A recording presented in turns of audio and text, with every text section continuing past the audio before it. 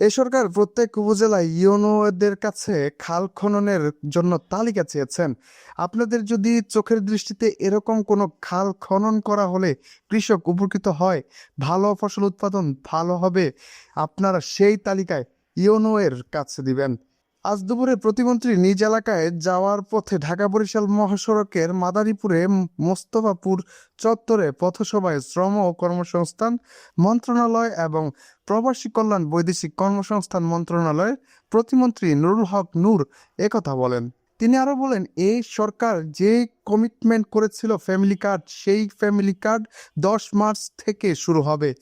এই সরকারের কমিটমেন্ট কৃষি কার্ড, সরকার তার কমিটমেন্ট অনুযায়ী মানুষের পাশে দাঁড়ানোর চেষ্টা করতেছে। এই সরকার যেটা কমিটমেন্ট করেছে যে ফ্যামিলি কার্ড মানে প্রত্যেক মানুষকে যে 2,000 2,500 টাকা করে সহায়তা করা, সেটা ইতিমধ্যে এই 10 মার্চ থেকে শুরু হবে। এই সরকার কমিটমেন্ট করেছে যে কৃষক কার্ড, সরকার তার কমিটমেন্ট অনুযায়ী মানুষের পাশে দাঁড়ানোর চেষ্টা করতেছে। সুতরাং আপনাদের আচরণ সেই রকম হতে হবে।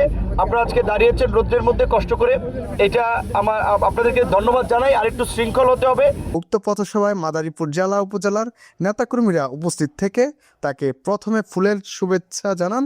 এরপর তিনি গাড়ি থেকে নেমে সকলের উদ্দেশ্যে এসব কথা বলেন। Sakib Khandakar, FBN news desk.